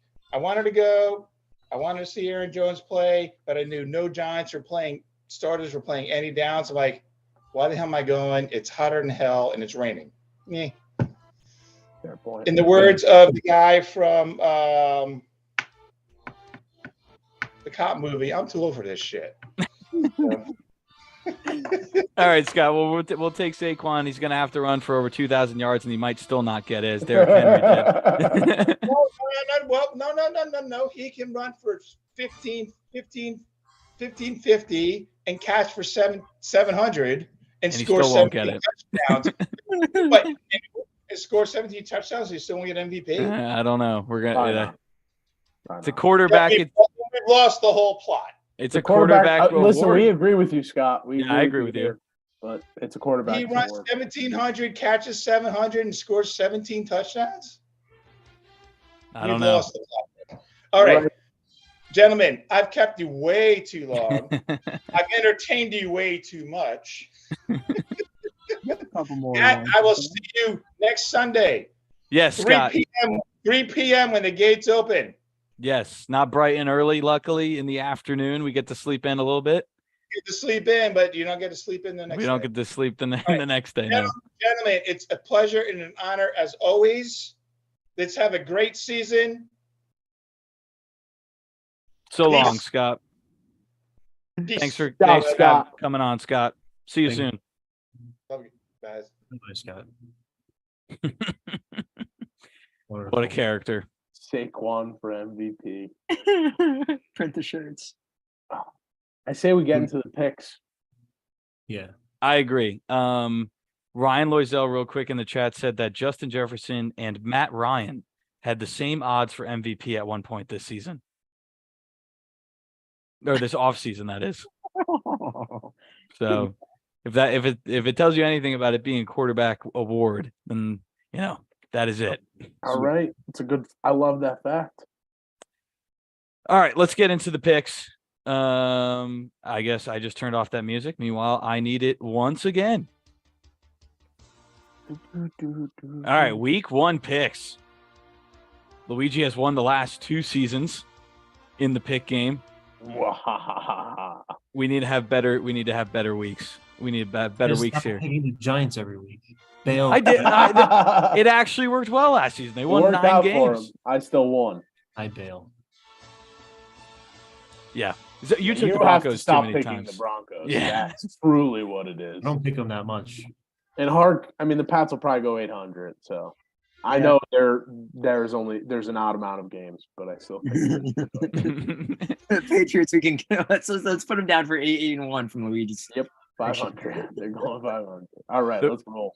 The road to Super Bowl. Which one are we on? Are we on 57?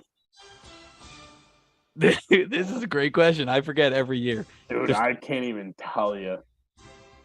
What WrestleMania is it? subtract the Super 3. Bowl 58.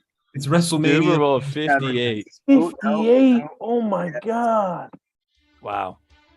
Whoa. All right, the road to Super Bowl 58 begins this Thursday at 8:20 with the Lions at the Kansas City Chiefs in Arrowhead. The Chiefs are 6.5-point favorites. As we mentioned, the Lions are scary this season, and the Chiefs might not have Chris Jones, but Arrowhead is going to be a zoo, and I don't see Patrick Mahomes losing his first game at home after winning the Super Bowl, so I'm going to take the Chiefs.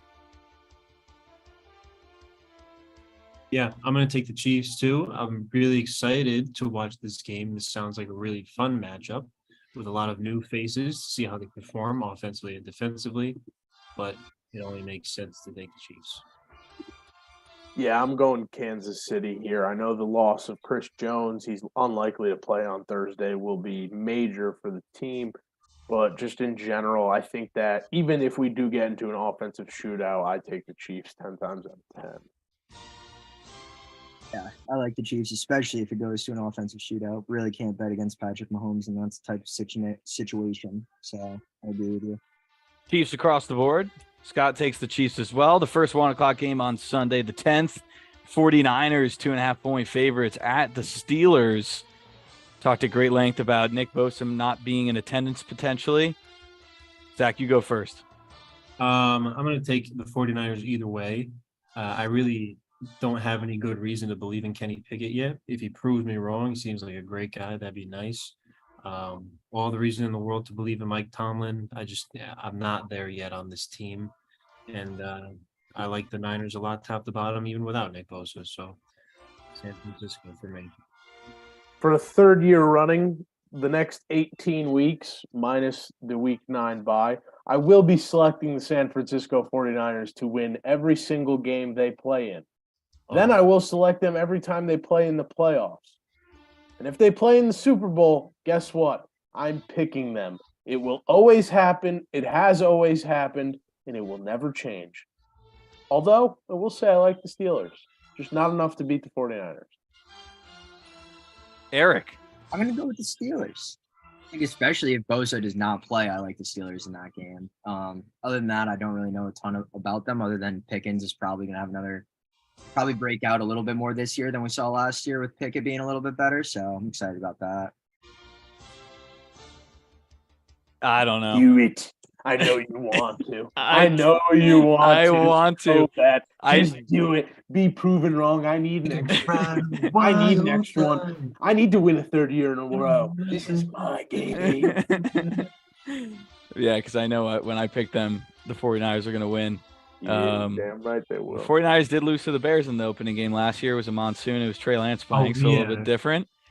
It was a wild game. They were playing in SeaWorld, bro. I got depression after that game. I was like, oh no, it's going to be bad. What's going to happen? No, I'll still go the 49ers. One of the top teams in the NFC. Pittsburgh is not one of the top teams in the AFC.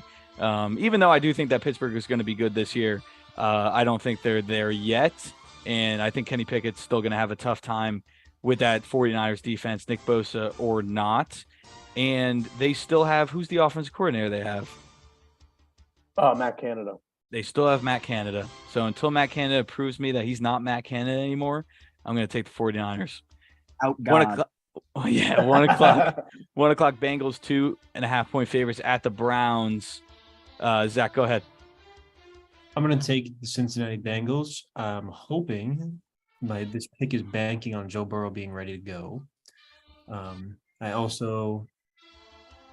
No, I can't do that. I was about to say maybe I'll pick the Cleveland Browns never this year as a new beef, but I feel like that's a mistake. We saw how that went last year. They're going to win the Super Bowl. I'm similar to that, Zach, with the beef, but I think Cincinnati's got this game. I really don't like Kevin Stefanski. I mean, I don't like Deshaun Watson, but I also don't like Stefanski. Give me the Bengals. I'm going to go with Cleveland because there was something, I don't know if you guys remember this last year. I'm going to remind you of it for this coming season. For guys, especially quarterbacks that did not play that much in the preseason, they started slow last year. So I'm going to assume even if Burrow does play, he doesn't play that well. And All right. I am going to take the Browns as well. The Bengals have not beaten the Browns in Cleveland since 2017. Oh, I like is an interesting statistic. One, you mother trucker. Well, because you were holding on to that one. Joe Burrow has struggled against Cleveland, and it's really the only team in the AFC North he has truly struggled against. And yeah, the health thing is a big question mark. I mean, they'll say Dak Taylor is like, oh yeah, he's fine, don't worry about it. We don't know until he steps out on the field. So I think he's still going to be Joe Burrow, but I mean, Cleveland could definitely take this game. It's an AFC North battle. We'll see.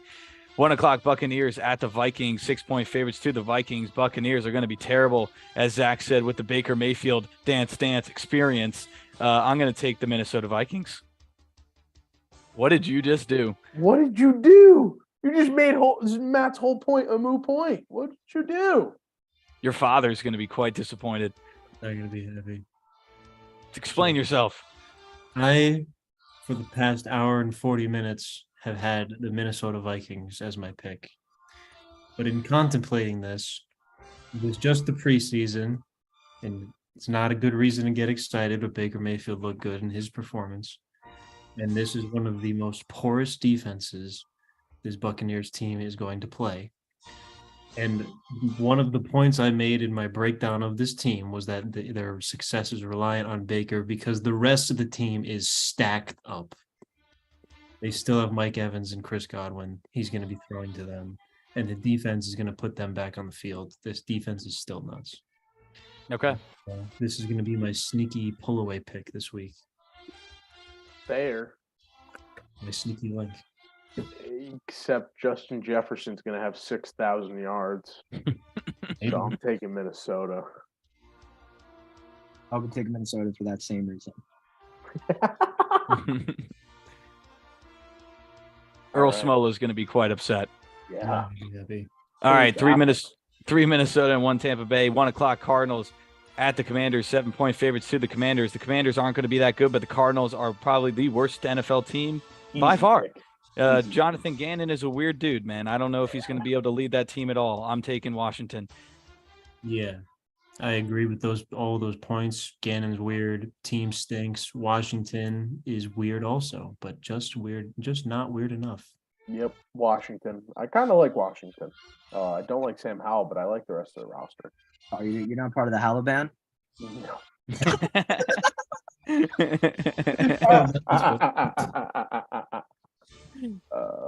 No, I'm not. I wouldn't say I am either, but I'm going to take Washington in this game also. Okay, Washington across the board. Yeah, Sam Howell was one of the buy or sells that we didn't get to. I don't know if I'm sold on Sam Howell. We haven't seen a damn thing of him. And they have not had good quarterback play to win them games, or too many games, I should say. I mean, they've been like 6-11 the last however many seasons. So, yeah, I'm taking Washington, at least in this one, at home against the Cards. Go ahead. We can say, I think, the only thing we can say for sure about Sam Howell is that he should, if he's going to be anything, he should look very good in this game. If he looks bad, that's a good point. That's very concerning. I agree. Washington across the board, 1:00 Jaguars, 5-point favorites at the Indianapolis Colts. No Jonathan Taylor for this game or the first 4 games, which we didn't mention. I'm going to take the Jaguars on the road. Yeah, I'm going to take Jacksonville too. We didn't get to say it, but Doug Peterson is actually my coach of the year pick. I think this is a team that may have the biggest, I don't even know how to say this, the most potential for growth. Ceiling. Yeah. I'm going to go Jaguars. I'm going Jags as well. I like them this week. Yeah, I'll go with the Jags also. I think they've owned the Colts lately, so I'm going to go with that. It's also fantasy players. The Colts have the worst secondary in the league going into week 1. So the Jaguars wide receivers have the most favorable matchup of all wide receiver cores in the NFL. Jaguars across the board. Well, I'm excited to see how Calvin really does in his debut once again after the little betting scandal he had. 1:00. Bajillion on the Falcons. 1:00 Panthers at the Falcons, 3.5-point favorites to Atlanta. I think the Falcons are a better team than the Panthers. I'm going to take Falcons. I think you're probably right about that, but I think Bryce Young is better than Desmond Ridder, and that their offensive weapons aren't terrible. They're mid. They're mid. They're workable. They're not terrible. Their defense is young and strong, though, so I'm going to take the Panthers. I'm taking the Panthers too because I don't think either offenses are going to be able to do anything impressive. But I trust the Panthers defense more than I trust the Falcons. So that's where I'm going. I like the pick that. Go with Atlanta. They played pretty well at home last year. And at least from my remembering, I think I picked them at home every time they played last year, and it didn't go terribly. And then, yeah, I think Bijan might have a couple nice little touchdowns here and there. So All right. To Atlanta, 50-50 split between Atlanta and Carolina. 1 o'clock Texans at the Ravens, 10-point favorites to the Ravens. This is the largest spread of the week. Baltimore should take this one at home, in my opinion. Yeah, I agree. It's just too early for the Texans right now. I'm excited to see them field the team, but it's Baltimore. yeah, Baltimore. Baltimore across the board. 1 o'clock Titans at the Saints, 3-point favorites to the Saints. Excited to see what the Saints can do. I know they were a buy or sell team as well. I'm buying for the time being. I think that they're going to be pretty decent with Derek Carr. And the Titans, I don't know what they can really do yet until we see them on the field. I like the Saints at home. Yeah, kind of the same logic.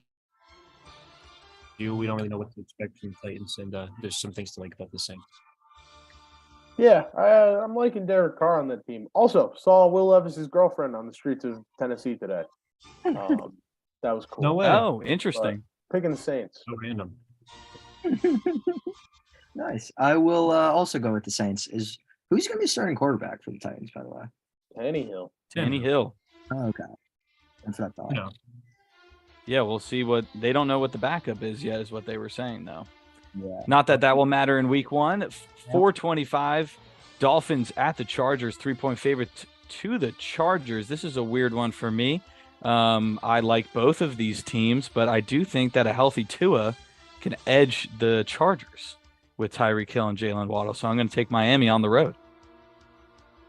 Either team, both teams are strong. I'm going to take the Chargers, and there's going to be media narratives about the Dolphins when they lose, about were we overhyping the Dolphins, and the answer is no. They're still a great team, but in week 1 they're going to lose away. One of my 2 game of the weeks. I mean, I think this should have been the Sunday night football game, just with a lot of the storylines and how these teams have played each other the past couple of years. I think there would have been a good opportunity to have the Giants and Cowboys play on another Sunday night football game in the season later. But I'm taking Miami. Basically, same reasons as Matt. I like Tua when he's healthy. Yeah, I'm going to go with LA at home just to start the season. No real other reason than that. 425 Eagles, 4-point favorites at the Patriots in New England. A fun matchup at 425. Tough game for the Patriots, but this may be closer. Clearly, Vegas thinks it's going to be closer than people think, but I'm still going to take the Eagles coming off a Super Bowl loss and a great season last year. I'm going to take the Eagles as well. I'm kind of curious to see what the Patriots bring on defense to kind of try and counteract this offense. That'll be fun, but I still think the Eagles, a much more talented team. I'm going with the Schmeagles. I'm very interested as to why Vegas thinks of this game as this close. I'm terrified of the Patriots offense not in a good way. So I'm going to go with the Eagles here. Prove me wrong, though, New England. Prove me wrong. Yeah, I'm going to go with the Patriots. There's not a ton of hope behind it really whatsoever. But I do think I'm on the opposite where I'm very optimistic about our offense just because I think Bill O'Brien is that much better of a coach than whatever Matt Patricia and Joe Judge did last year. There's been quotes. I was looking up some stuff today. There's been quotes out of camp where Kendrick Bourne was like, it's kind of nice to have a guy who knows what he's doing. Like a quote like that was kind of like that. Where it was like, yeah, he knows like every part of the offense and what they should be doing. It's like, oh yeah, your offensive coordinator should know that.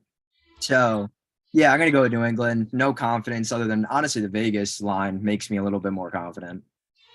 I think the Patriots' home atmosphere makes it that much better for that Vegas line. It's tough to beat them at home with any team that they have. So we'll see. Exciting game at 425. Another 425 game. Packers at the Bears.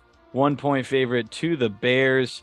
I'm going to bring another when's the last time that the Bears beat the Packers statistic. They haven't beaten them since 2018. So until the Bears prove me wrong and can beat the Packers, I'm going to take Green Bay. Fair enough, but I'm really rooting for the Bears this year. Oh, I'm rooting for them too. Yeah, I really hope that Justin Fields can move forward now that he has DJ Moore. That's really exciting. I'm also happy for DJ Moore that he has a quarterback that he can look forward to keeping for years to come. Hopefully, I'm going to take Chicago.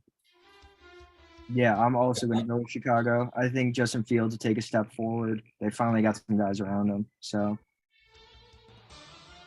All right, to Chicago. It looks like Luigi is gone, but it looks like he's also taking Chicago. Maybe he can give his point when he comes back. 425 Raiders at the Broncos.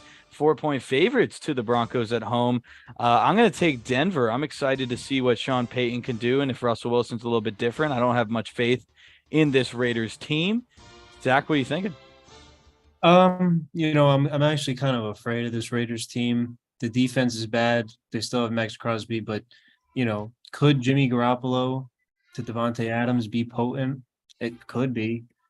Josh Jacobs is going to be potent. What's going to be good about the Broncos? I don't know. I'm going to pick us anyway. Delusion. And that's all I have to say. I'm not looking forward to this. I hate picking for this game. Eric? I'm going to go with Denver also. I think they're going to be Sean Payton is a significant step up. He also so now for the second year in a row, I'm taking a Broncos head coach to win Coach of the Year. Nate Hackett. That went so well the year before, so we'll see what happens this time. Old Eric. He's driving the bus.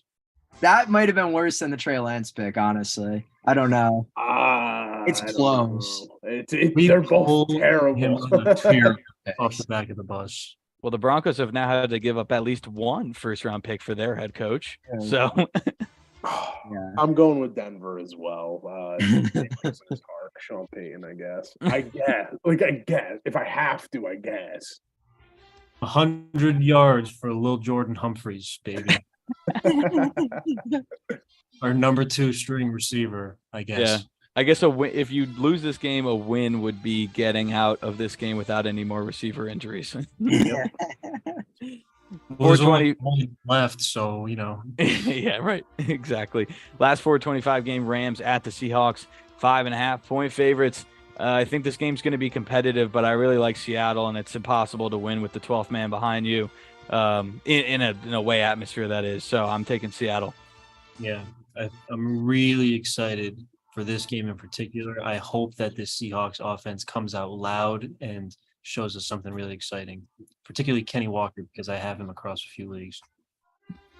I actually have significant faith that the Seahawks are going to blow the Rams out of the water in this game. No Cooper Kupp, most likely, just bodes terribly for the Rams. I really think they might just – you're going to hear a lot about the Seahawks next week is my point. I think they're going to be getting a lot of buzz for how badly they're going to beat the Rams.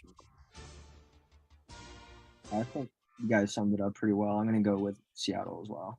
All right, Seattle across the board. Moving into Sunday Night Football, 8:20 on Sunday night. Cowboys 3.5-point favorites traveling to the New York Football Giants. I will be in attendance for this game. I have to pick the Giants. I can never pick the Cowboys or the Eagles or even the Commanders. So I'm hoping that the Giants come out and have a better offense. I mean, the roster in total is better. I think Joe Shane's made a ton of great moves. Some continuity going into next season with the same coaching staff. Both coordinators stayed, and obviously Brian Dable. And they gave Daniel Jones the back. So Daniel Jones has to prove it on primetime, week 1. Yeah, I think not that people are sleeping on it, but I think Darren Waller is going to have such a huge impact. It gives Daniel Jones such a dynamic option in an otherwise confusing and not settled receiving core. I'm excited for your team, Matthew.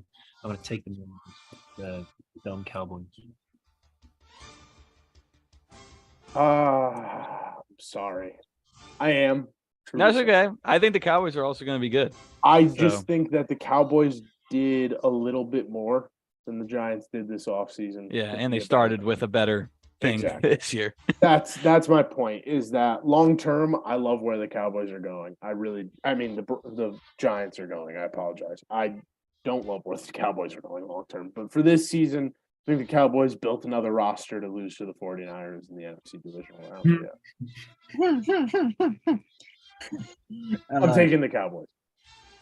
I pretty much was going to pick the Giants, and then you reminded me of how bad Daniel Jones typically plays on primetime, and I'm going to go with Cowboys purely because of that. Yeah, he's got to prove it. And the league gave him the bag, the Giants, and the league said, all right, If you're gonna do that, we're gonna create a huge storyline out of this, and we're gonna give you 4 primetime games in your first 6 weeks. So Insane. Smells familiar. yeah, no, it does. Which You I'm know not. how that book goes. Well, at least we don't have Nathaniel Hackett coaching, so that's the only upside of this. So What's yeah, we'll see. The play clock was a second 5 seconds ago. Uh-oh. You can have my firstborn child if the Giants fan base has to count down the clock this week. I don't think that will be happening. We're learning football for the first time. All right, last game of week 1, Monday Night Football, 8:15. This might be the game of the week. The Bills, 2.5-point favorites at the New York Jets. This is tough. Zach, I want you to talk first. Okay. Well, another category we didn't get to talk about was Super Bowl champions. I'm picking the Bills. But similar to the way that I constructed my Dolphins Chargers pick, the Jets are going to take this one, even though the Bills are still an amazing team.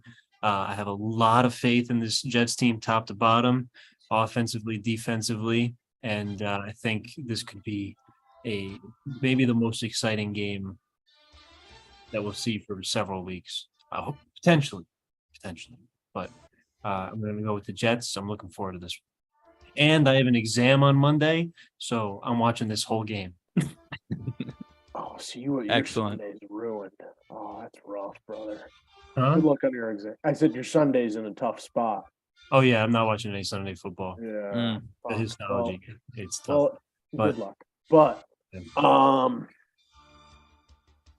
right. I know we love Rodgers. I know we do. We need to remember how bad the Jets were in the last 8 weeks of the season last year.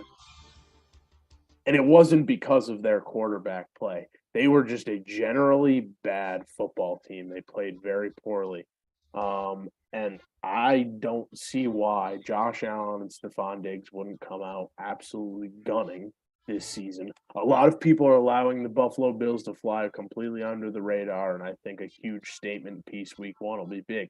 Also, we could draw back to like the past 5 years of Aaron Rodgers playing football. He has been garbage on week 1, like beyond garbage. Now, this is the first year in like 8 years where he's played a preseason snap. So it might be a little different story, but I really do think the Bills have the Jets number. I still think they have the coaching advantage. I still think they have the defensive advantage. And I think they have the quarterback advantage too here in this game. So I'm going to go with the Bills.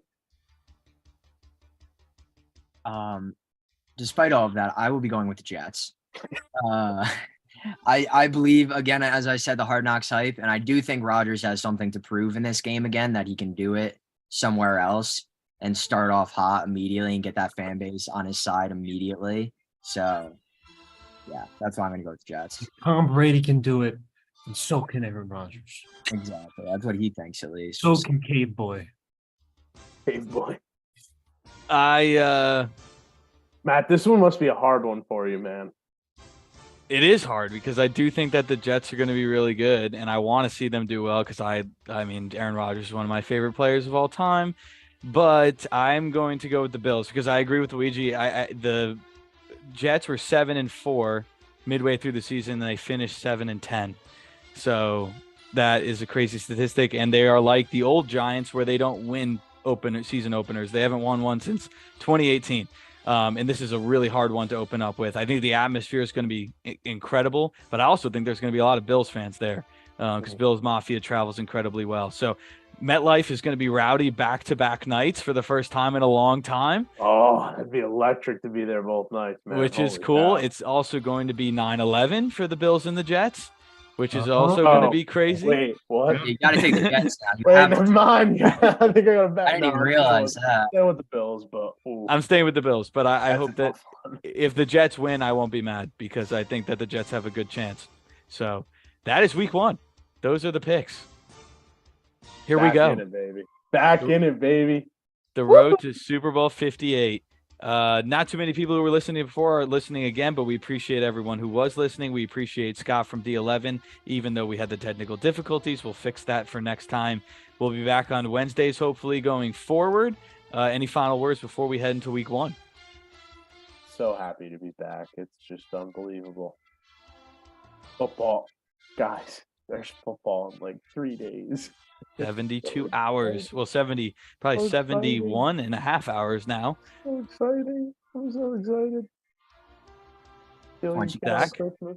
Anything final? Get yourself a nice spot on the couch. This is a really good slate. Really good week 1 Yeah, slate. dude, this is like It is. ultimately this is a fantastic slate. There's only like 2 games that aren't really that good, Yeah. and they might still pan out to be pretty competitive.